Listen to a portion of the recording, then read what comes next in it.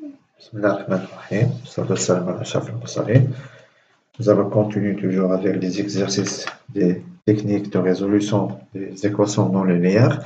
Et on va voir comment on peut résoudre une équation d'état des gaz parfaits, plutôt des gaz réels, comme l'équation de Redlich-Chekwork. Alors, l'équation de Redlich-Chekwork est une correction de l'équation des gaz parfaits et elle exprime le P en fonction de...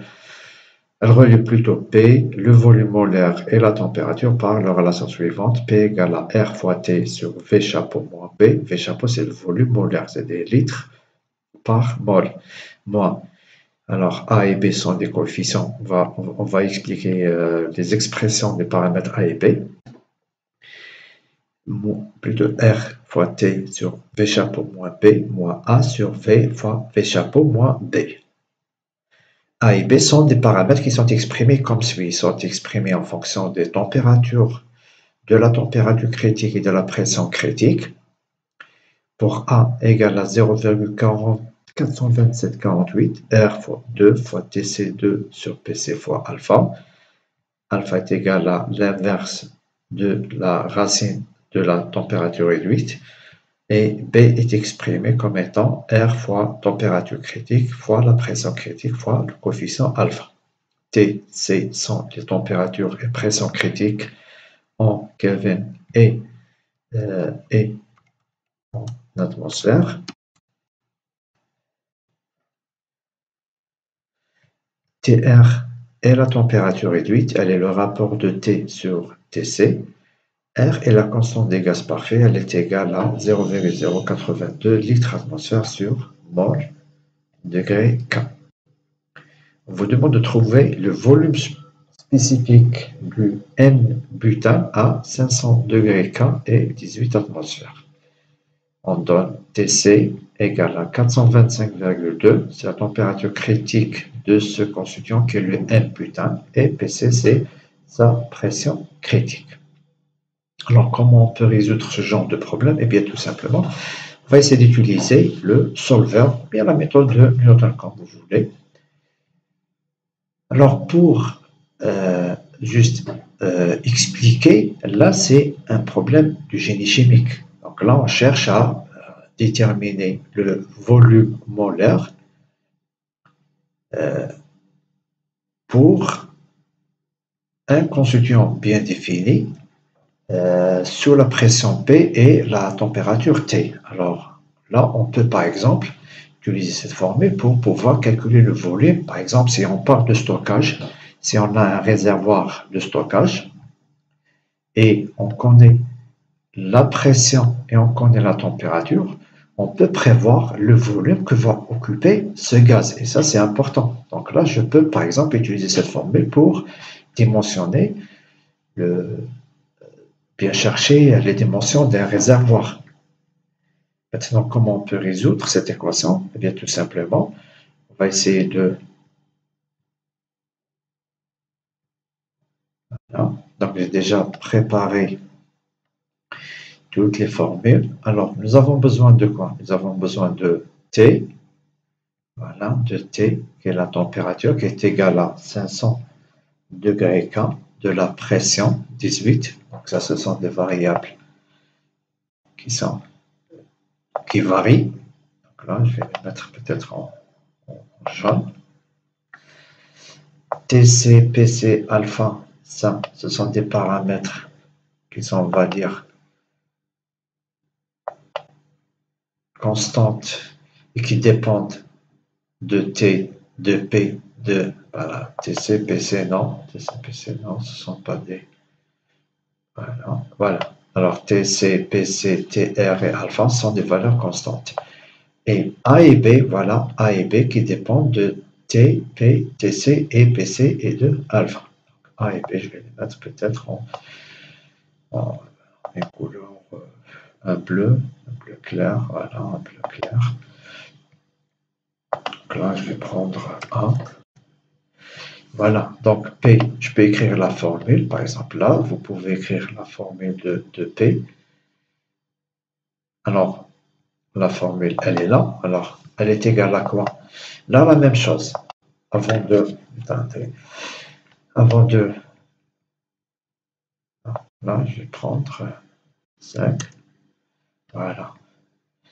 Alors là, avant de commencer la résolution, eh bien, tout simplement, il faut rappeler que soit on laisse cette fonction telle qu'elle est, lorsqu'on utilise solver, on doit faire attention à la valeur qu'on va donner. Attendez, qu'est-ce qui s'est passé là?